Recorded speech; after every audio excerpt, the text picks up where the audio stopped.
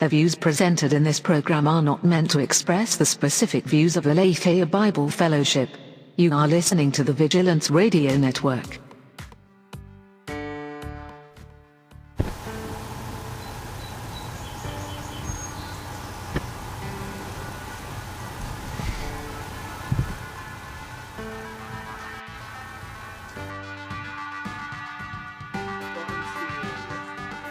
Whoa. Okay. Welcome to NITE Radio. NITE Radio is a late night call-in show. You're speaking with Pastor Josh, and this is Justine and Jacob over here at LITE Bible Fellowship in Portland, Oregon. As always, we're joined by producer Jasmine in the corner. We are not psychologists, and this is not therapy. Here we give upfront biblical advice, perspectives, and God's wise counsel to your problems. For the next 2 hours, you can call in, text, or message, email us at counseling@abfpdx.org, or DM us through Instagram or Facebook. Our phone number is 971-208-5290, and our chat profiles are in the link. You can also anonymously hit us up with topics through the jot form in our bios. If you or someone you know needs help, talk to us because the camera will be on for the next 2 hours. Let's go ahead and get the show started with a hello. Hi. Howdy. Hi. Hi. Hello. Nice to see you guys again. Let's make sure all your microphones are on and going. Jacob, you got a sound check over there? Thank you for tuning in. Thank you for tuning in. Okay, don't hold it that low. Hey, can you make sure to put your microphone a little bit higher? You tend to like saggy shirt that thing. You tend to put it in weird spots. Yeah. I typically have a flannel on, so I have a collar for it. But Producer Jasmine, I can't hear you at all. Can you hear me? Nope, not at all. No. Is this even plugged in? That's Nope, not plugged in. Okay. It is. It's plugged in. Okay. Well, that's strange. I can't hear you. Justine, we got you? Check. Oh, yeah, you're on. So let's, I don't know what's going on with Producer Jasmine's mic over there. That's fine. I'll just yell. Wait, I'll bet I know what's going on. It's not on my end. All right. How the turntable. Okay. Did something to the Okay. I did something to the microphones. My bad. What did I do here? So why don't we get those cards going to get started? The show starting now. And why don't we get those cards going and I'll see what I can do about these microphones. Okay. So we're gonna do Would You Rathers this time around. If you're watching and you want to comment what you would rather do or have, go right ahead.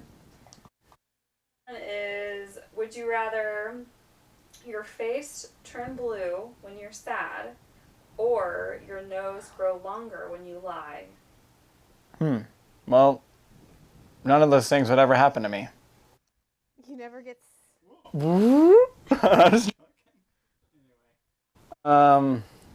So I'd probably rather my nose to grow if I lied, because it's a really good...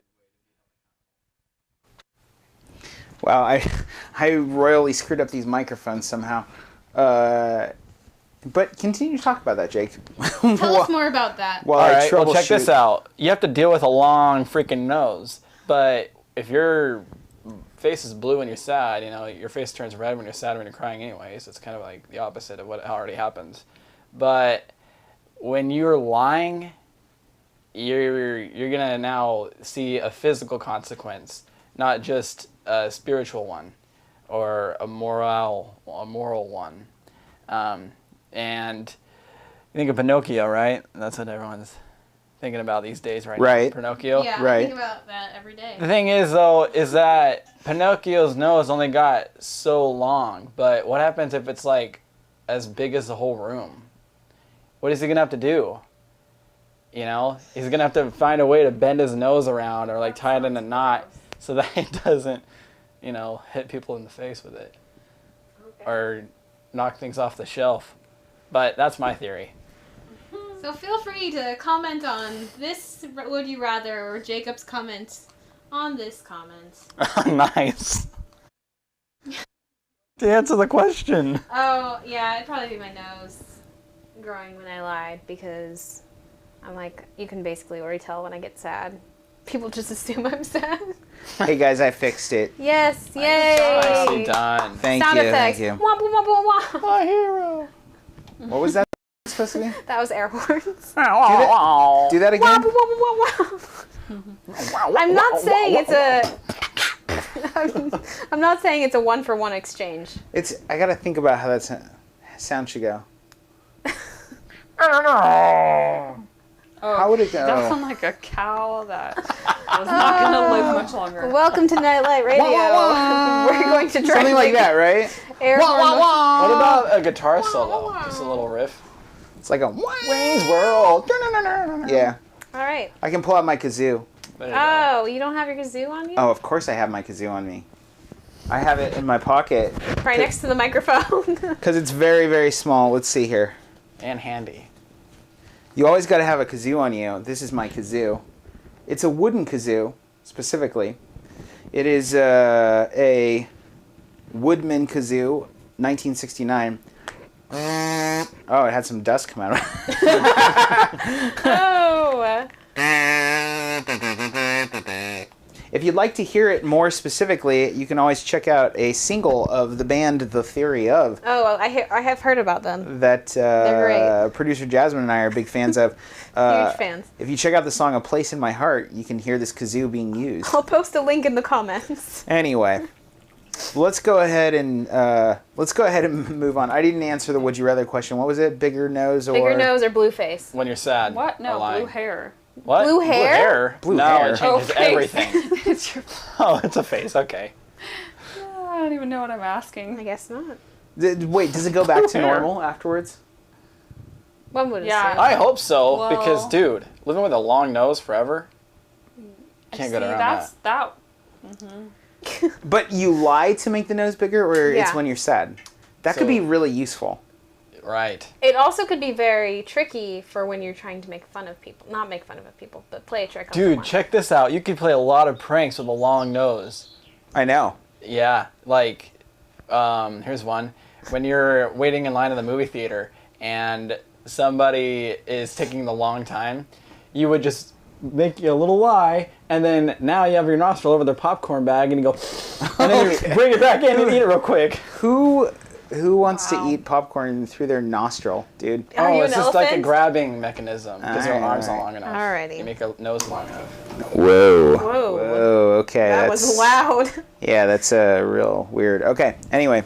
Anywho, Jake, read us a Maybe bedtime that's not story. a prank. It's probably just an idea. It's, yeah. And that's okay.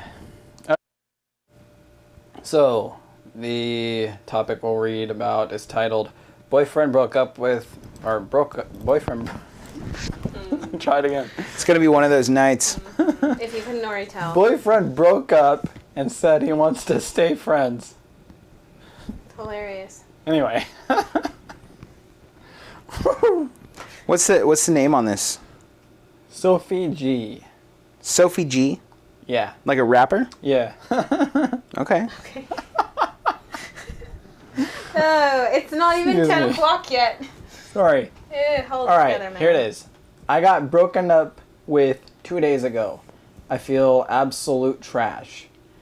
We talked last night and he said that he couldn't be with me because I control his time and life. Last night he told me that he wanted to be friends.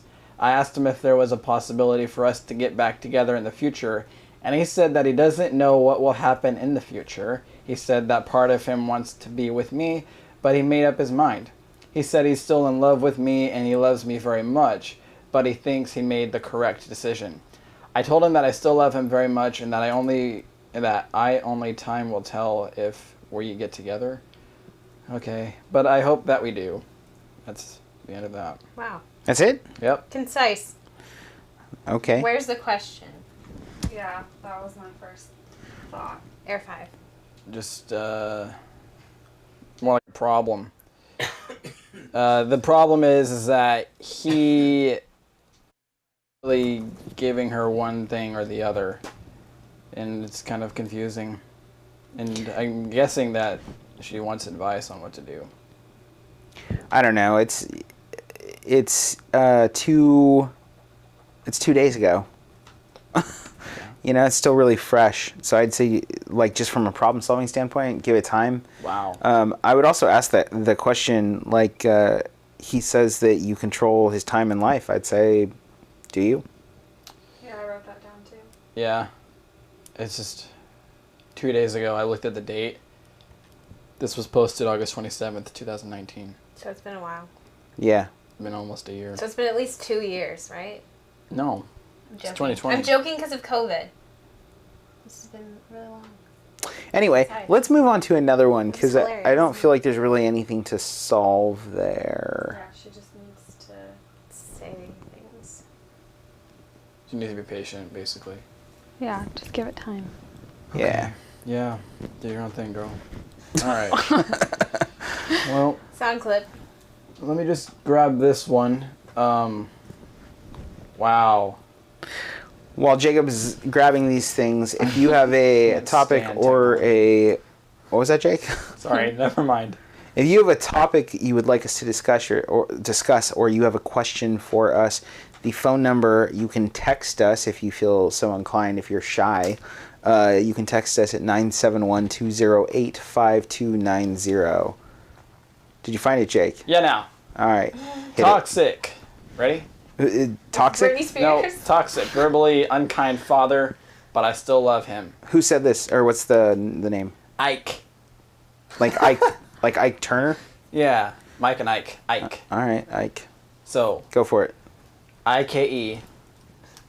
Growing up with both my parents and 3 siblings, my father was very verbally abusive and occasionally physically.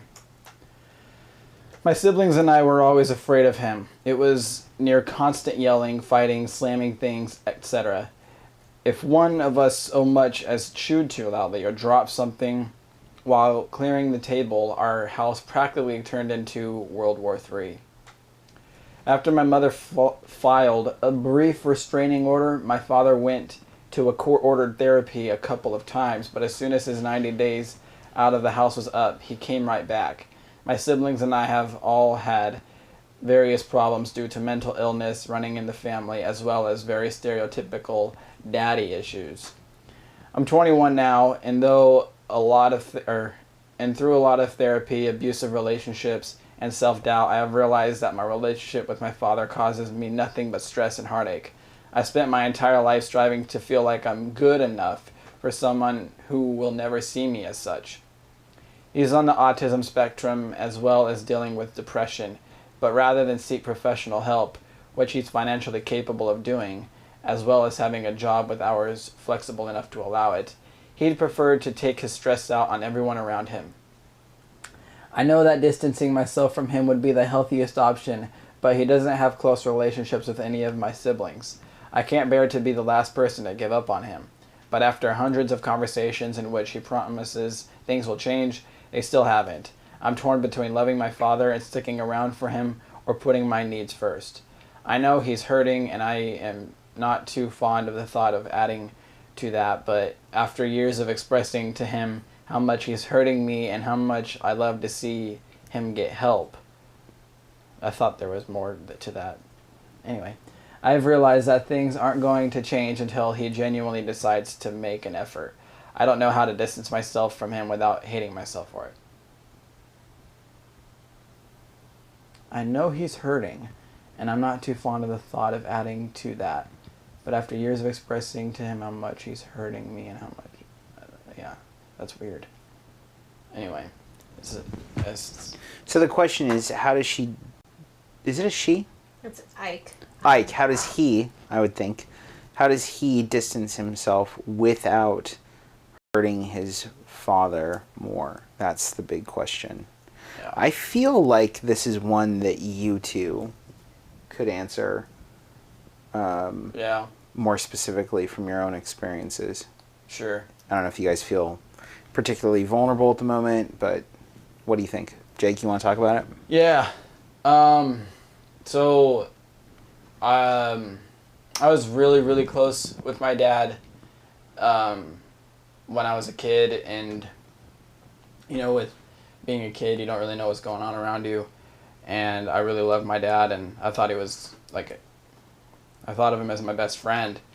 And then I reached teenage, I was 13 years old, and he sexually assaulted me, and And I later found out the same thing happened with Justine.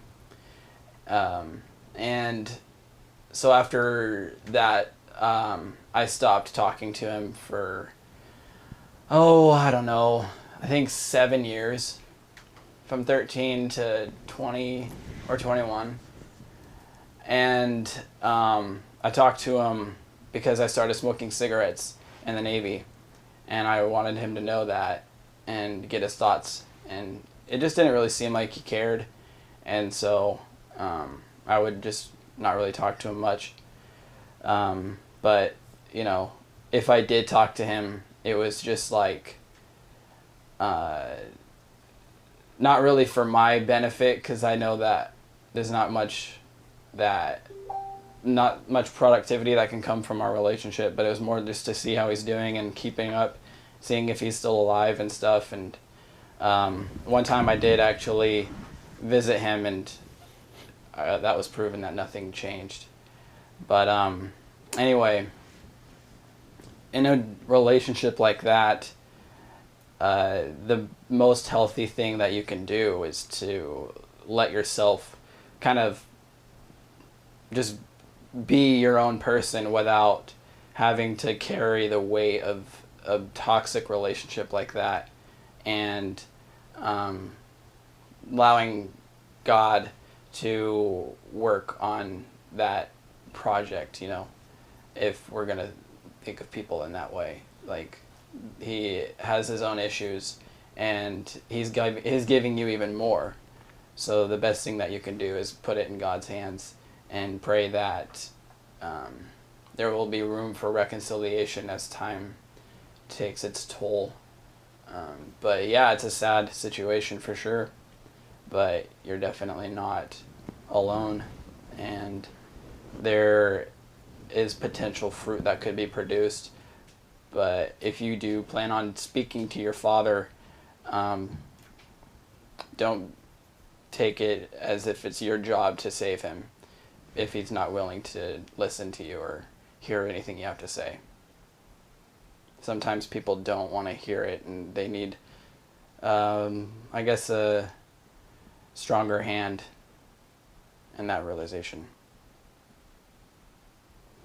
Yeah, I mean, I agree with Jake when he says, like, it's not your job.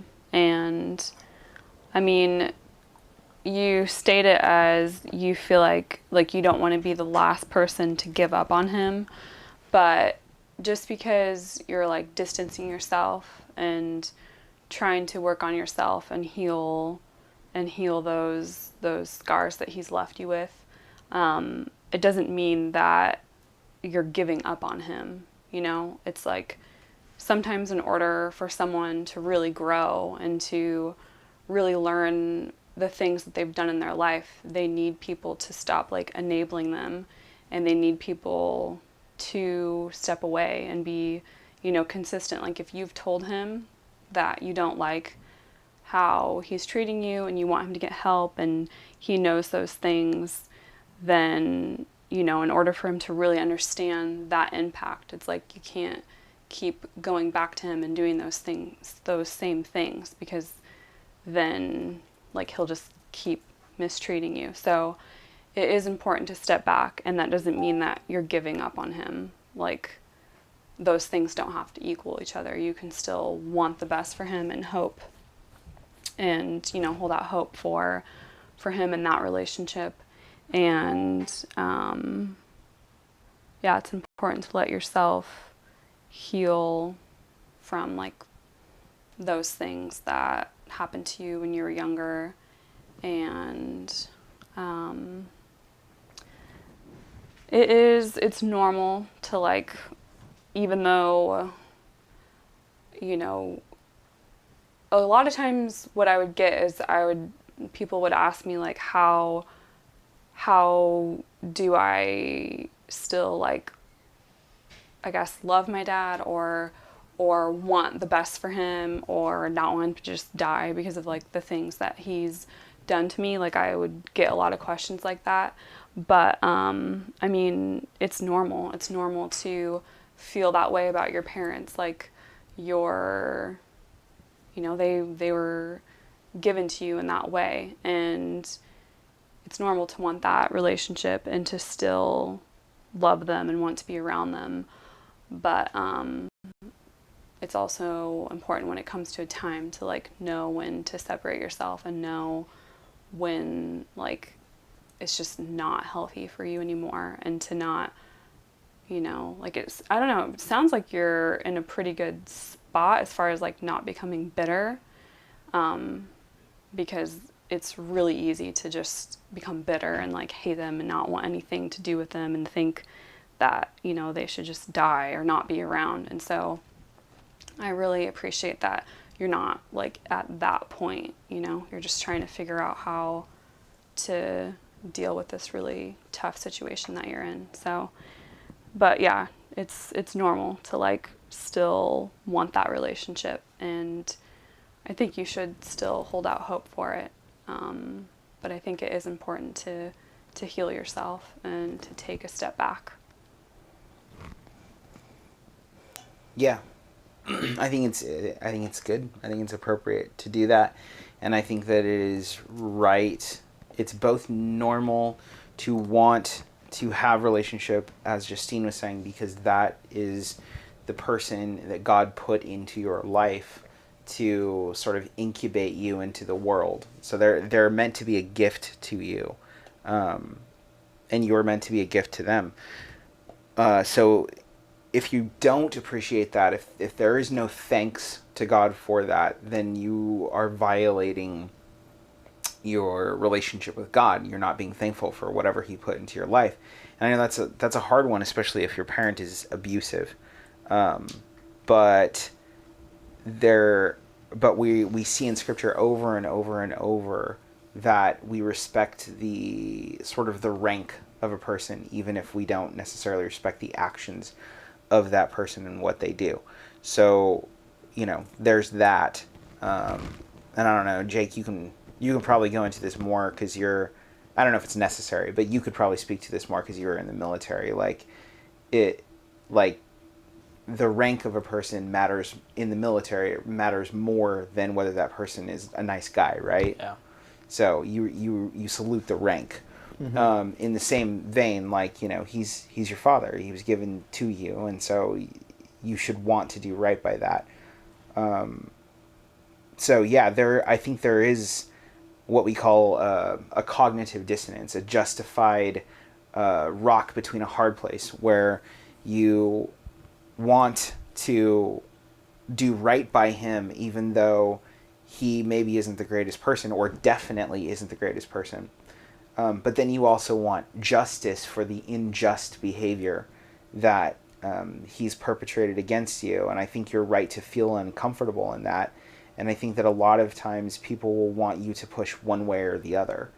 But, you know, being a child of God, being a person made in the image of God, it's not good enough to just push one way or the other.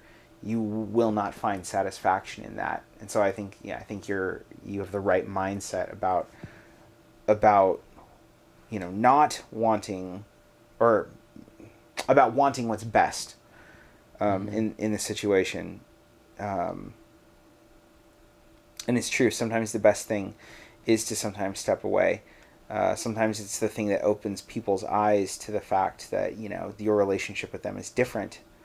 And I think that there's a lot of people who can relate to this. I mean, who doesn't, for the most part, even if they have the best parents in the world, who doesn't relate to wanting to get away from their parents on some level? It's part of the growing up process. In Scripture, there's a phenomenon in it, we call it leaving and cleaving, where you're supposed to leave your family and cleave to your wife and your new family, and so on and so forth. It has to do with something called the cultural mandate, where God wanted us to go outward. All of those things. But yes, the main thing is, don't feel bad about feeling like you should take care of that person, because God put them in your life very specifically. In the same vein, hold them accountable to the unjust behavior. Allow consequences to come to bear. And like Justine said, it's not a mutually exclusive thing. Maybe it was Jacob who said it, I don't know. But it's not a mutually exclusive thing.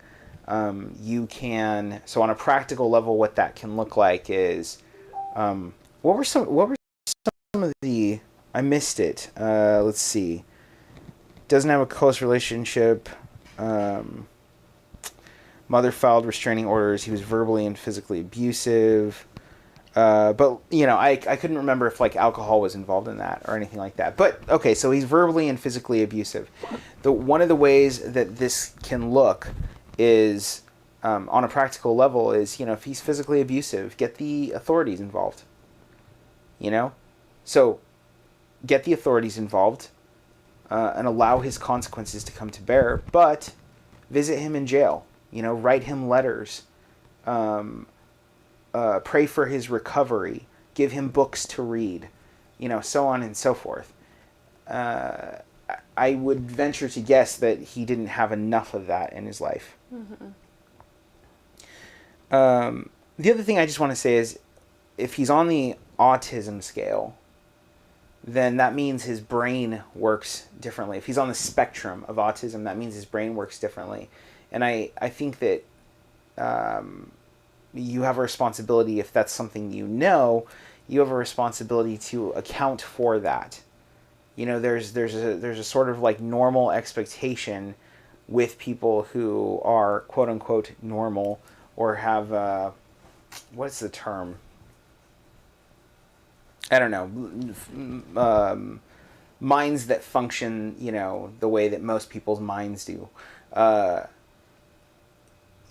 You can't, on the one hand, understand that he has an autistic brain, right? You can't, on the one hand, know that, and then on the other hand, fault him for not functioning normally. So I think that needs to be taken into account when you're dealing with him, and it's like a normal thing that people with autism have a harder time dealing with, you know, certain emotions. And so I guess my question is, on what level are you loving him in that regard? You know, is there an expectation that he be like everybody else, or are you accounting for what you're saying is an actual medical condition? I don't know if he actually is on that scale, but on that spectrum, but if he is, that's something to note. Maybe you need to be being more patient with him, and, you know, getting him more help. So, but Jake, I wanted to ask you a question, going back to what you were talking about. You said that how long was it that you didn't talk to your father? It was 7 years, and there was an aspect of that, me getting a hold of him. Yeah. That I didn't bring in, and I mentioned that I started smoking, but the main reason why was because I was kind of slipping into this sort of like depression after being sexually assaulted in the military. I see. And so I wanted to speak to him about that more than anything, and then I happened to be, like, in our conversation over the phone, I mentioned to him that I was smoking cigarettes too. So would you say that it wasn't actually because you were smoking cigarettes, or was that actually a part of it? No, it wasn't. It was because that was on my mind and I needed to address it. Interesting. Okay. Yeah, that's an interesting one to unpack, especially because you were saying that, you know, you had a interaction, like a assault interaction with him before you went into the military. But that wasn't right before you went into the military. Yeah, that was 5 years before. Right. Okay. Yeah, so our phone number is 971-208-5290. We're open to have conversations. If you notice, both Jacob and Justine are open and vulnerable about their experiences with their father.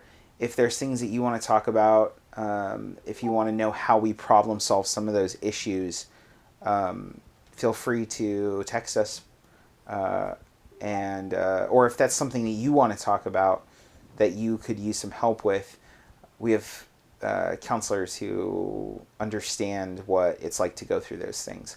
So, hit us up. Like I said, it's 971-208-5290. I guess I don't know what the next subject is. So let's go to our cards real quick and see where we're at on that. Okay. Here we go. Completely changing the tone. All right. Tone change. Okay. Would you rather lose your ability to see or have perfect vision but have 3 eyes? Come on. What do you guys think? Well, where's the other eye? Where's the third eye at? Oh, that's a good question. That's what I'm wondering here. I mean, I just picture it in the middle. Then you can get some bangs and everything's fine. But then you wouldn't. But then your you sight can would only be weird. You can only see out of No, the stipulation is that you have perfect vision. yes, 3 out of eyes with perfect vision. all of your eyes, all 3 of them. So one of them is just a little bit dark. Maybe the combined vision will just be a little shady.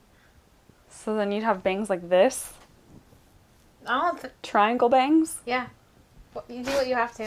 All right. What's weirder, triangle bangs or having a third eye? I think the whole Post in the thing's weird. comments. I mean, personally, I'd rather have a third eye. Yeah, me too. Yeah. The eyes are the testicle of the face. Okay. Completely separate note from then what. Completely Alright. separate note from what Josh just said. I was playing Zelda Breath of the Wild today, and I'm like, I would be so sad if I could not see this. Like literally, that thought popped into my head. But Do you guys not know what I'm referencing? I know it's The Office. Yes, it's That's The why it says Office. Yep. He's talking about like a fight. He's like talking about gouging people's eyes, right? Yeah, something. I can't Yeah, remember. and then he like proudly says the eyes are the testicles of the face. Right. Right. So true. But no, I'd rather have perfect vision and 3 eyes. Yeah, absolutely. Especially over, was it being blind? Yeah, I think that was the dramatic other option. Yeah, especially over being blind. I mean, where that eye could go, I didn't even think about that. I mean, just like up here would be awesome. Like, I think it'd just be like really cool. But what if it was on your belly button? What if you could wink with it? Oh. Like I'm sure you'd be able to do all the things that normal eyes do. Well, my daughter can't wink, She so cannot wink. her winks are. What if it's like you blink, but you keep one eye open? So these two are winking or blinking or whatever. This Yeah. one stays open. Yeah. You could also get an eye Or you patch. get like a Oh. You can have wear like it a like light this? show with your eyes. Or You're just like going all over here. the place with them. I think that there are some comic book characters who have third eyes that are like covered. Wear an eye patch. You get a sporty headband. A headband, yeah. Like like Spock in whichever Star Trek movie that is. Star Trek 4: The Voyage Home. Yes, the Voyage Home. I mean, I think it's Star Trek 4, maybe 5. Which minute is it? Just kidding. Yes. Jokes. Gracie's pregnant. Anyway. Okay. The whale. Alrighty. Let's go ahead and move forward. Now that we've had our nerd moment for the day. Yeah. Head- So we've Jacob. had our fun. Okay. This one is this healthy? Oh, good. I'm gonna guess the answer is no, straight out the gate. But yeah. All you right. have to ask that question. Post in the comments. Do you think Josh has the right idea here? This is by ZTYU1234. Wait. Okay, I need to write this out. ZTYU 1, 2, 3, 4. What do we Zetayu? Zetayu? Is that what we're gonna call this person? Is it Tayu? Yeah, I don't know. Zeta- Go for Is it. the Z silent? Like Blue Bayou. Maybe it's Sue. Just Sue. Anyway, What? Sorry. We're Then the making- T would have to be silent too. Oh. Everything is silent, and you just say 1, 2, 3, 4. Go for it. Now, would you like spending time with your boyfriend or girlfriend at their place every day, Wait, what? Is this is this an infomercial?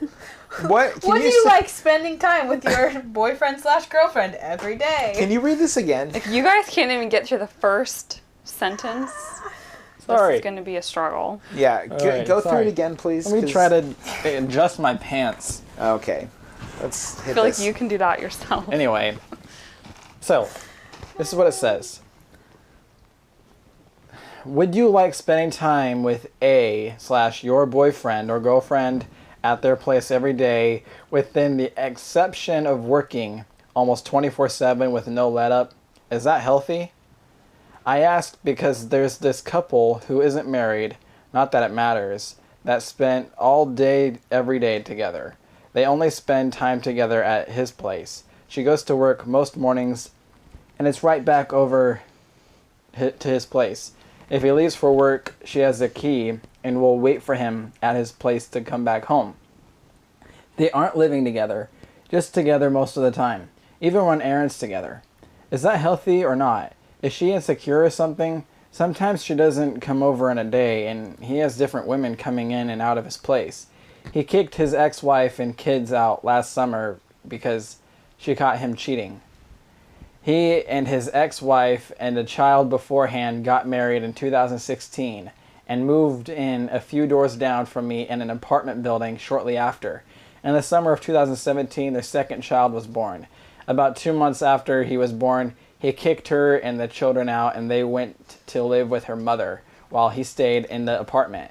They had this public falling out before he kicked them out. The next day, the women start flocking in, a different one every day or other day. About 6 months ago, this lady that I speak of started being over there every single day, 24/7, within the exception of work, for days, sometimes weeks at a time. Sometimes when she's at work, I see him and different women coming out of the apartment. I speak and remain cordial to him, so always, as well as whoever he's with, as he has always been polite towards me. I just think to myself that there's another woman becoming dedicated to a man, losing herself and life in the process. Is this an example of a toxic relationship? And then asks the question again, is this an example of a toxic relationship? She's yelling the second time. Okay. So, I'm confused by this one. Can I read some of the comments on this post? Please. Because I think they're funny.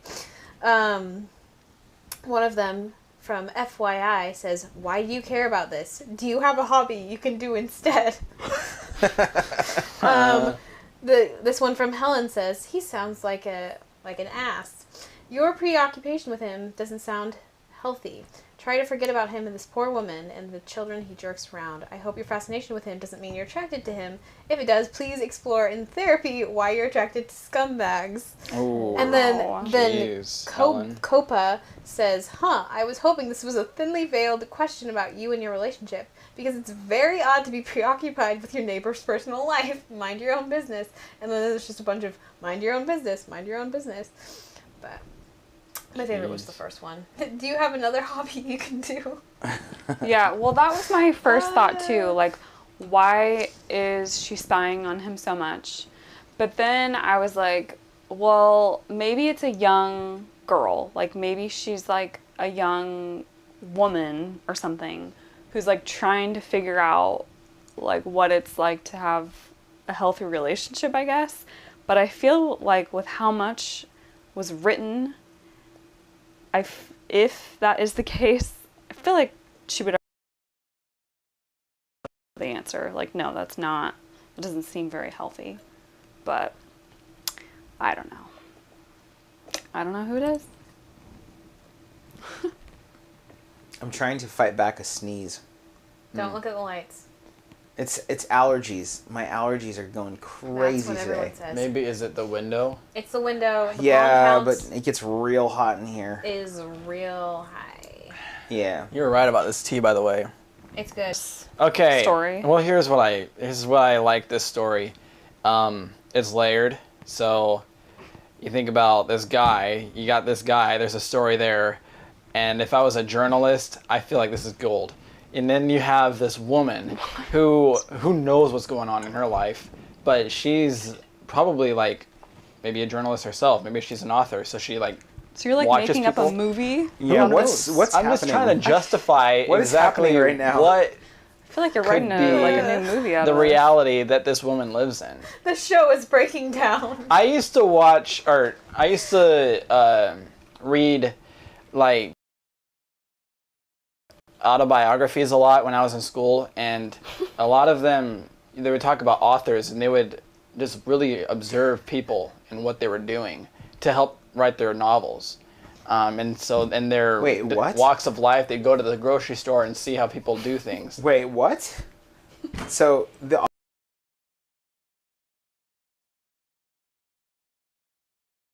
why do you care unless you really care?